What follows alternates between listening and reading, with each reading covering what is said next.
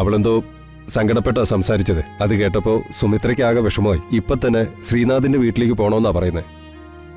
അമൃതേച്ചി കരഞ്ഞോ? ഫോണിലൂടെ അവള് പൊട്ടിക്കരയുമായിരുന്നു മോളെ.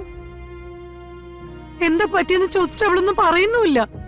ചേച്ചി അങ്ങനെ വെറുതെ വിളിച്ച് കരയില്ലല്ലോ. അവിടെ എന്തോ കാര്യമായിട്ട് സംഭവിച്ചിട്ടുണ്ട്. അല്ല, ചേച്ചി വീട്ടുകാരെ വിഷമിപ്പിക്കാതിരിക്കാൻ എല്ലാം ഉള്ളിലൊതുക്കുന്ന ആളല്ലേ? അങ്ങനെയുള്ള ചേച്ചി. അത് തന്നെ ഞാനും പറയുന്നേ. എനിക്കിപ്പോ എന്റെ മോളെ കാണണം, അല്ലാതെ എനിക്ക് സമാധാനം കിട്ടില്ല. സുമിത്രേ, നീ കരയണ്ട. ഇതിന് നമുക്കൊരു പരിഹാരം ഉണ്ടാക്കാം. നീ അവളെ ഒന്ന് വിളിക്ക്.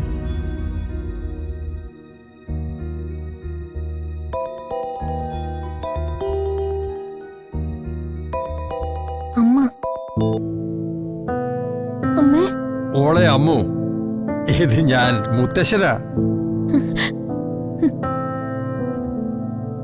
മോൾ അമ്മയെ വിളിച്ച് സങ്കടപ്പെട്ടു എന്നൊക്കെ മുത്തശ്ശൻ അറിഞ്ഞു. അമ്മു, നീ ഇപ്പോ പുതിയൊരു ജീവിതത്തിലേക്ക് കാലെടുത്ത് വെച്ചിരിക്കുന്നത്. ഇതൊക്കെ എല്ലാ പെൺകുട്ടികളും സ്വാഭാവികമായിട്ടും അനുഭവിക്കുന്ന കാര്യങ്ങളാണ്. ഒരുപാട് കാലം അച്ഛന്റെയും അമ്മയുടെയും തണലിൽ സ്വന്തം വീട്ടിൽ സുഖമായിട്ട് കഴിഞ്ഞിട്ട് പെട്ടെന്നൊരു ദിവസം പരിചയമില്ലാത്ത ഒരാളുടെ കൂടെ പുതിയൊരു വീട്ടിലേക്ക് പോകേണ്ടി വരികയല്ലേ? ആ ജീവിതമായിട്ട് പൊരുത്തപ്പെടാൻ കുറച്ച് സമയമെടുക്കും. അതൊന്നും അത്ര എളുപ്പമുള്ള കാര്യമല്ല. അല്ല, മുത്തശ്ശി പറയുന്നതൊക്കെ മോക്ക് മനസ്സിലാകുന്നുണ്ടോ?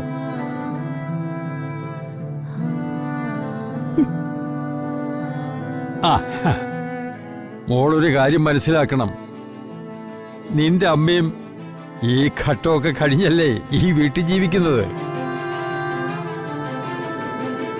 നിന്റെ അമ്മയും ഇവിടെ വന്നപ്പോൾ ഈ വീടും ഞങ്ങളും ഒക്കെ അവൾക്ക് പുതിയതായിരുന്നു.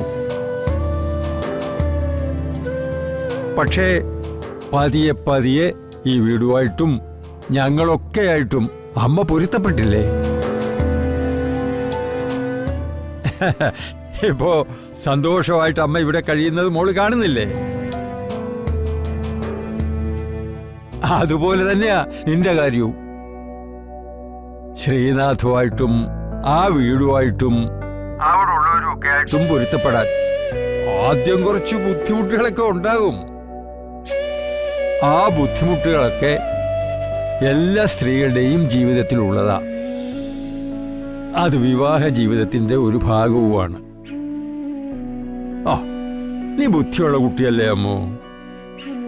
ഇതൊക്കെ മനസ്സിലാക്കി വേണം മുന്നോട്ട് പോകാൻ. ശേഷേ, ഇങ്ങനെയുള്ള ചെറിയ ചെറിയ കാര്യങ്ങൾക്ക് വേണ്ടി അച്ഛനെ അമ്മയെ വിളിച്ച് നീ കരഞ്ഞാലുണ്ടല്ലോ, അവര് വിഷമിക്കത്തില്ലേ? അങ്ങനെ ചെയ്യാവോ? മോളെ അമ്മോ, മോളൊരു കാര്യം ചെയ്യ്. 2 ദിവസം കഴിയുമ്പോ ശ്രീനാഥിനെയും കൂട്ടി നീ പുത്തമ്പരയ്ക്കേക്ക് വാ. ഇപ്പൊ നിനക്ക് സമാധാനമായോ അമ്മു? എന്നാലേ മോള് ഫോൺ വെച്ചു, എന്നിട്ട് പോയി സുഖമായിട്ട് കിടന്ന് ഉറങ്ങും. മുത്തശ്ശൻ പറഞ്ഞ കേട്ടല്ലോ. ആ